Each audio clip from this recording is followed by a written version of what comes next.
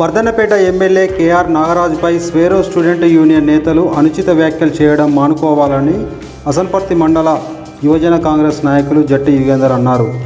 హన్మకొండలోని కాకతీయ విశ్వవిద్యాలయంలో ఏర్పాటు చేసిన మీడియా సమావేశంలో యుగేందర్ మాట్లాడుతూ, బహుజన నినాదంతో సబ్బండ వర్గాలను మోసం చేసి దొరకాల దగ్గర బాంచనగిరి చేస్తున్న ఆర్ఎస్ ప్రవీణ్ కుమార్ స్వేరో పేరుతో బహుజనులను మోసం చేశారని ఆరోపించారు.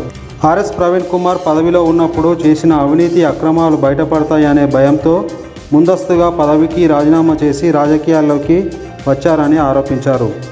తన రాజకీయ స్వార్థం కోసం బహుజన సమాజాన్ని వాడుకున్నది నిజం కాదా అని ప్రశ్నించారు.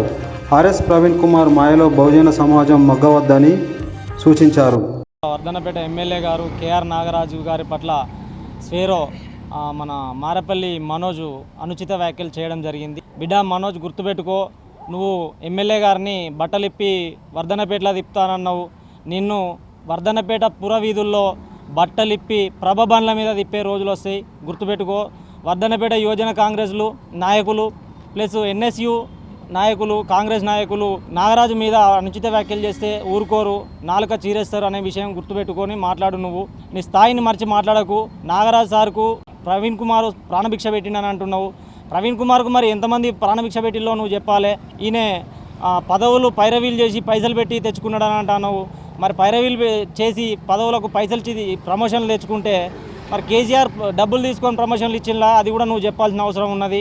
ఇంకొకసారి మా గౌరవ ఎమ్మెల్యే గారిని కానీ కాంగ్రెస్ నాయకుల జోలికి వస్తే మాత్రం ఊరుకోము.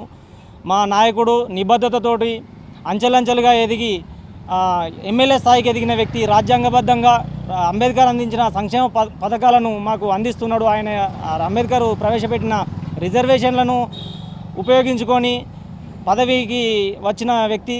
అట్లనే ఉద్యోగం ఆయన సర్వీస్ మొత్తం నిర్వర్తించిండు, నిబద్ధతతోటి నిజాయితీగా నిర్వర్తించిండు. ఇప్పుడు ఎమ్మెల్యేగా కూడా నిజాయితీగా పనిచేస్తున్నాడు. ఆయన ఎవరి తొత్తు కాదు, ఎవరికో అమ్ముడు పోలేదు. మీరు ఈ ఆర్ఎస్ ప్రవీణ్ గురించి మాట్లాడుతున్నారు కదా, బహుజన నాయకుల బహుజనుల వాళ్ళందరినీ ఆత్మగౌరవాన్ని దొర దగ్గర తాకట్టు పెట్టిండు, అది గుర్తుపెట్టుకొని మాట్లాడు. అట్లా మా నారాజు చేయలేదు. ఉన్న సర్వీస్ మొత్తం నిర్వర్తించిన తర్వాతనే, ఉద్యోగ విరమణ అయిన తర్వాతనే రాజకీయాలకు వచ్చిండు. ముందుగా రాజీనామా చేసి చేసిన అక్రమాలన్నీ బయటపడతాయని ముందుగా రాజీనామా చేసి రాయలేదు. ఇంకొకసారి నాగరాజు సార్ జోలికి వస్తే మాత్రం నాలుక జీరేస్తాం బిడ్డ, గుర్తుపెట్టుకో. నిన్నే బట్టలిప్పి వర్ధన్నపేట నియోజకవర్గం మొత్తం తిప్పుతాం.